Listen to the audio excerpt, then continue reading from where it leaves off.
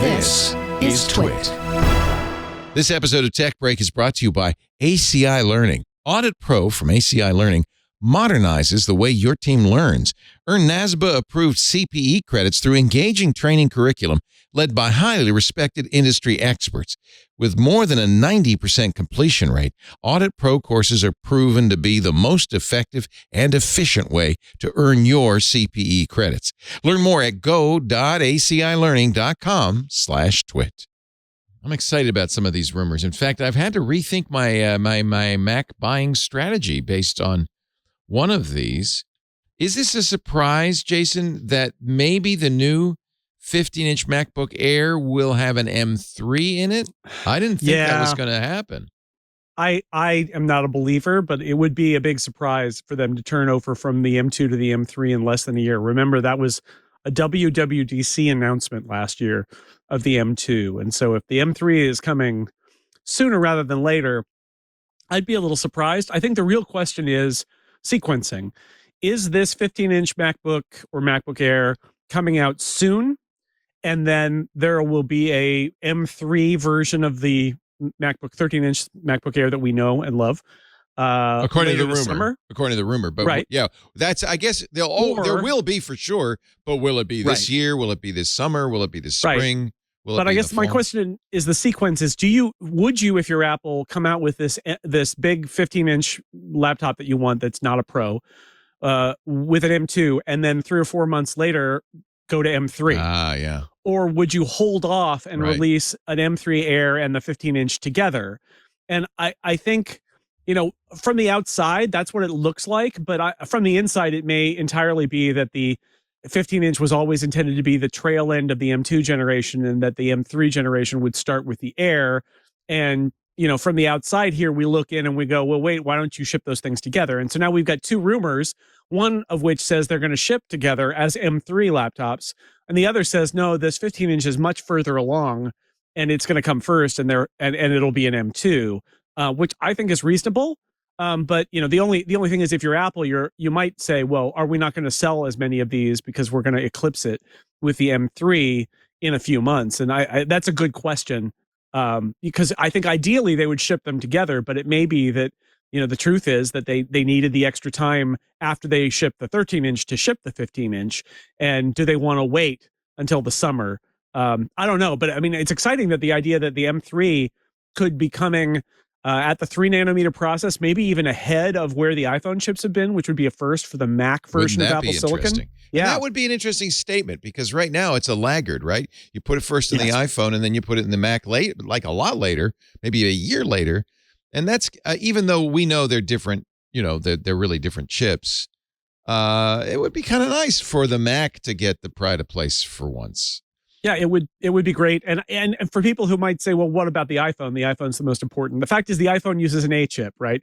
And other than nerds who are saying, well, what kind of core is in there, right? The rest of us, if Apple says, no, for this time around, we're actually going to do the new cores in a Mac first, and then the new cores will come to the iPhone later, I don't think it really matters in the end. But it would be fun to see, right, that rather than debuting your cores in your phone and then having it come to your computers later, maybe this time around, whether it's CPU cores or GPU cores or both, and this new 3-nanometer process that they're not on for the iPhone, to have it debut in the M3, that would be pretty sweet. And it feels right to me. It feels like the M2 was Mark Gurman at Bloomberg called it a stopgap, but it feels kind of like M1 and M2 were all about just like getting on Apple Silicon. And then M3 is obviously the next wave of like, well, now we're taking the process size down and we're going to do some next generation stuff. And that's really exciting. That might be this summer. That's really exciting. We know that TSMC is, well, we've heard that TSMC is producing these 3-nanometer chips, the M3s now, 45,000 wafers a month. It's not in the volume that you'd need, frankly, for an iPhone, but it might be in the volume you need for a Mac. So there's somewhat of a war. Ming-Chi Kuo says, no. The 15-inch MacBook, or is it MacBook Air? We don't know what it's going to be called. Will have an M2 or M2 Pro in it. Gurman says, I'm hearing it's going to be an M3. Which would really screw up my buying plans. There's also, of course, the issue of a 24-inch iMac. He says that's coming. He says with an M3. This is a Gurman with M3. He says Apple is scheduled to launch about 3 new Macs between late spring and summer. Summer being WWDC, I think. Yes. Summer would. I think that's like late. I mean, WWDC is almost late spring. Actually, right. It's early June. So yeah. Okay. So he says, I am told Apple is launching 3 new Macs between late spring and summer. Those 3 models are likely to be the first 15-inch MacBook Air, J515, the first Mac Pro, the Mac Pro, whatever happened to that, with homegrown Apple chips, the J180, and an update to the 13-inch MacBook Air, the J513. And he says the remaining question is, which processors will these run? We already know the Mac Pro will include the M2 Ultra. Oh, do we know that? Okay. Which will provide up to 24 CPU cores, 76 graphic cores, top out with 192 gigabytes of RAM. We also know that Apple has developed the next iMac on the same timeline as the M3 chip. So Mark says, I'd expect it. That means, by the way, this is not what he's heard. This is what he's predicting. So I'd expect it to be one of the company's first M3. So important. And Rene Ritchie told us how to read Mark's. That's right. Mark's rumors. So this is his thinking, not his sources. That would be when he was at 9 to 5, it was all sources, but Bloomberg is like, but the narrative, you must have the narrative. And so now he has to do that kind of like, well, I expect it to be one of the company's first M3 based machines. This is the iMac. But the chip destined for the new MacBook Air models is slightly less clear. Now remember that Kuo said M2. Gurman says if those machines launch in a few months with the M2 chip, they'll quickly become outdated. That's what you were saying, Jason. Right. A 15-inch MacBook Air with an M2 may still excite consumers, but a new M2 13-inch MacBook Air is unlikely to be compelling. We already have an M2 13-inch MacBook Air. That's the part that I thought was especially perplexing is Mark Gurman's report says there's going to be a new MacBook Air model, and he doesn't know whether it'll be an M2 or an M3. Well, it has to be an M3, right? Mark's a smart guy, but of course it's an M3. Like, what? Unless no, it's the same, but they changed the colors or something. Like that's a dumb product release. So why bother? So the MacBook Air has got to be an M3, right? So the question really is, do you release an M2 15-inch laptop knowing it's going to be surpassed by an M3 and just figuring, look, people are just going to want the 15-inch laptop, they're not going to care? Or do you hold on to that product and release it at the same time? I think the reason you would release it early is because you've been making them for a while now and they're on another production track and you need to get them out the door and they just didn't line up. And as we've seen with the iPad especially, Apple is actually not afraid to release products in a sequence that don't make sense, right? Because they've done it when they have to with other products that are in like the iPad that's got the weird pencil but it's got the good placement of the camera and they're all over the place with that. And sometimes that has to do with whatever is happening on the inside in terms of manufacturing. So it may be that their remaining M2 chips are going to go in this 15-inch laptop, and then separately they've got this new Air. And they'll say to themselves, yeah, in the fall or the winter, we'll put the M3 in that 15-inch laptop too, but we're not worried about it for now. Are they trying to get on a yearly cadence? Scenario. Is it in their interest? I understand now in the early days you're kind of stagger stepping, but eventually you'd want to do a yearly cadence of all this stuff. Yeah? Gurman says it weirdly. He says they have said they want to go on a yearly cadence, and I know they've never said that for the M series chip. But given that the A series is on a yearly cadence, I think it would be great because the alternatives are either these 18 months cadences where you have to skip certain generations. 2 years is too far. So yeah, I think in the end, what they'd like and what we're starting to see is maybe they want the chips every year. But some of the models skip years, right? So the iMac skipped a year, maybe the Mac Studio skips a year, the Mac Pro will certainly skip a year. And so maybe you'll end up in a situation where like MacBook Air and MacBook Pro get updated every year. And then at Mac Mini and iMac and a few other models, it's an every other year kind of thing. And that would not be unreasonable at all. Yeah. Yeah. I guess some of this is dependent, just as they used to be dependent on Intel, they're now dependent on TSMC and what TSMC can do. But the story was they had bought up all the 3 nanometer chips. Yeah. So they got them, however many that is. So he says last year, Apple introduced the first M2 chip at WWDC in June. If Apple were to stick, again, this is his speculation, to stick to last year's schedule, an M3 chip alongside a new MacBook Air WWDC 23 would make sense. The company could then follow up with the M3 iMac later in the year and the M3 Pro and M3 Max-based MacBook Pros in 2024. He says the M3 will also land next year in a revamped, this is the most exciting paragraph, frankly, in a revamped iPad Pro with OLED screens scheduled for the first half of 2024. And looking further into the future, even more exciting Mac upgrades as early as 2025. And this is the line I like, that likely includes the first MacBooks with OLED screens and touch support. That's an interesting roadmap. Again, this is Mark's speculation. You have to go back a few paragraphs to where he's been told things. He's previously reported that about the touch, that they were working on that. Yeah, so some of that it. isn't his. Yeah, it's good to get. We're getting out the 2025 rumors now. I mean, we'll why not? We can. Yeah, I saved him for the second half of the show. It's below the fold. We can talk about it now. I would, and for the next 2 years. Yeah, I know. Yeah. I would love. I mean, I just bought the M2 MacBook Air, and I love it, as you did. It's great. It's great. Amazing. Yeah, it's so good.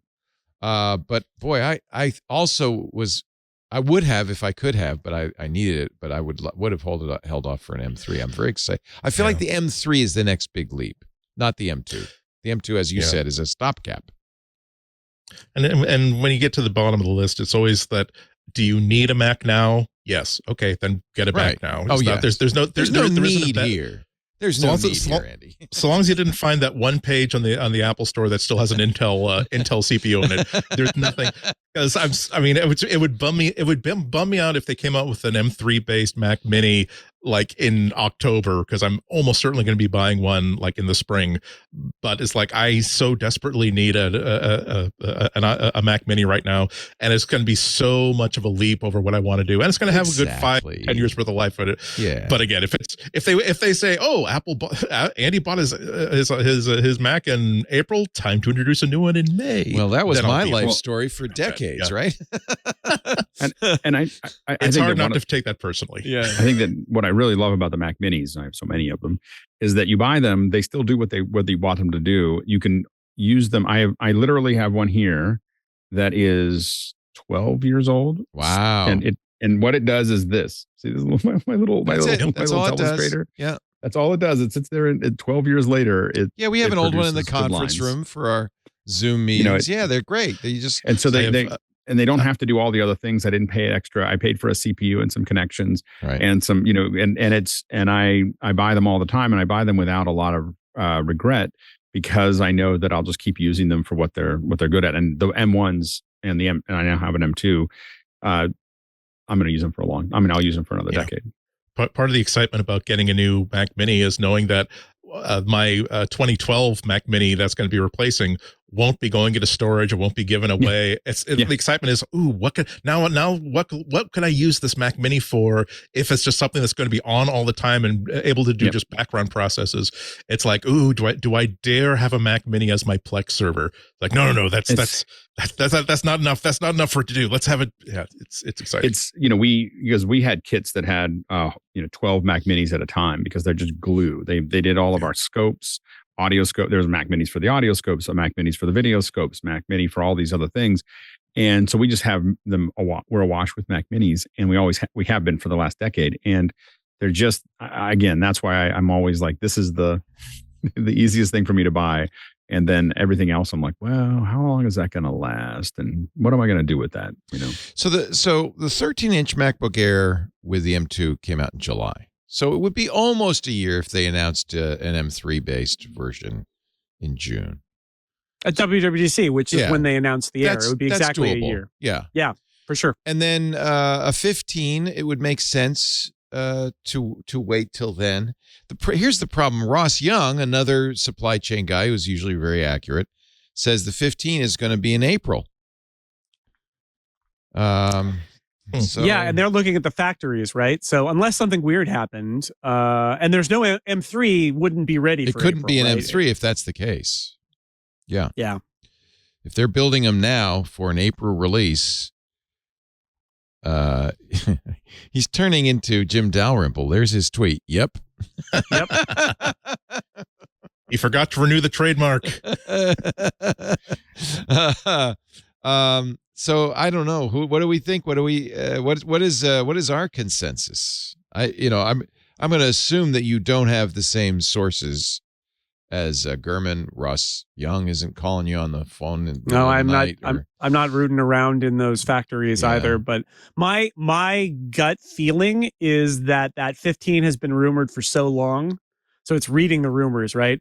I think that 15-inch laptop is real and an M2 and is going to happen. Yeah. And then what's causing the confusion is we're watching the end of the M2 cycle butt up against the beginning of the M3 cycle.